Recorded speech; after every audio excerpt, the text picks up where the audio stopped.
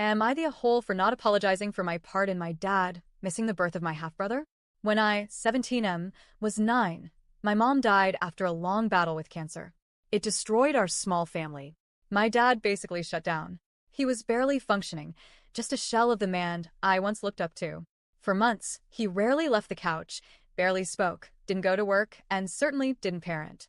I remember quietly making myself cereal for dinner some nights, pretending I wasn't scared that I had lost both parents. Then 6 months later, everything changed. Too fast, if you ask me. He met Laura. Suddenly, he was alive again. It wasn't gradual. It was like someone flipped a switch. He met her, started smiling again, got dressed, shaved his beard. I wanted to be happy for him, but I wasn't. Because as soon as she entered the picture, it was like I disappeared. 7 months after meeting her, they got married. Not engaged, married. No one asked me if I was okay, if I needed help adjusting, or if I even liked her. I felt like the last piece of my mom vanished when he put on that new tux and said vows to someone else. By the time I was 11, Laura was pregnant.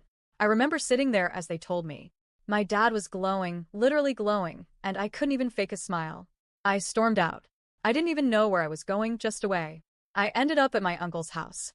My dad eventually followed me, and for the first time since mom died, I exploded. I told him everything I'd been bottling up for 2 years. How abandoned I felt. How replaced I felt. How angry I was that he jumped into a new life so fast while I was still grieving.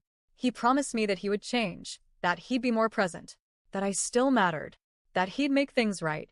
I didn't trust him, but I gave him a chance. Or, more accurately, a challenge. I told him, if he really wanted to repair our relationship, he needed to give me time with just him, where he wasn't talking about Laura or the baby. Time where he didn't cancel on me because of them. I told him I needed more than one good moment. I needed consistency. I needed proof that I still mattered. Our first 2 attempts were a joke. He took calls from Laura, checked his phone constantly. He barely looked at me. By the 3rd time, I warned him. This was his last shot. Either he showed me I was a priority or we were done. Halfway through that 3rd attempt, he ignored a few calls. I could see him struggling, trying to be present, but also itching to check his phone. Then came the text. Laura had gone into labor. He showed it to me and asked if this was it. If going would mean breaking his promise and losing his last chance. I said yes. That was the deal. He stayed for about 40 more minutes, then said, "You'll have to forgive me one day," and left. By the time he got to the hospital, my half-brother had already been born. Laura never forgave me for that. My dad expected me to, I guess. He kept acting like everything was fine, like we could pick up where we left off. He kept pushing the baby on me, asking me to hold him, telling me how happy he was and how this was the best thing to happen to our family. But the whole time, he never once acknowledged that I had laid out my boundary, and he still left. And then there was the comment. I'll never forget it. I was standing in the kitchen when he told Laura, "I've never been this happy.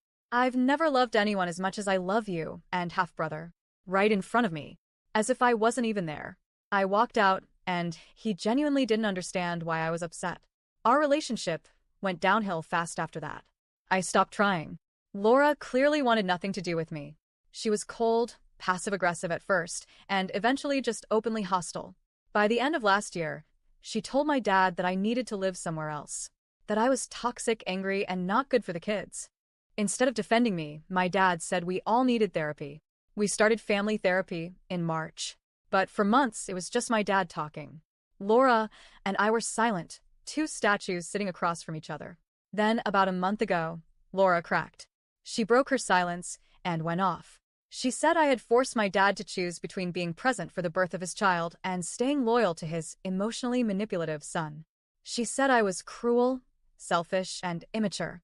That she kept waiting for me to feel guilty. That I had ruined one of the most important moments of their lives. She blamed me completely. The therapist asked why she blamed me and not my dad. Laura said it was because I manipulated him. That I knew what I was doing when I gave him that last chance. That I set him up to fail because I couldn't handle him moving on. I didn't respond right away. It took me a few more sessions before I finally spoke up. But when the therapist asked me if I would ever apologize for my part in what happened, I said no. I said I didn't feel bad. And I meant it. I told them I didn't feel bad that my dad missed the birth because I was tired of being the backup plan. I was tired of him choosing everyone else and expecting me to be okay with it. That night just proved he would always prioritize his new life and expect me to just understand. Laura was furious. She said she didn't want me living in her house or near her children. She said I was emotionally stunted, bitter, and that she feared her kids would turn out like me if I stayed around. She called me cold, unfeeling, and accused me of having no conscience. My dad? He just sat there, nodded sometimes, stayed quiet most of the time, still acting like he didn't know how it got this bad. So, am I the a-hole for not apologizing?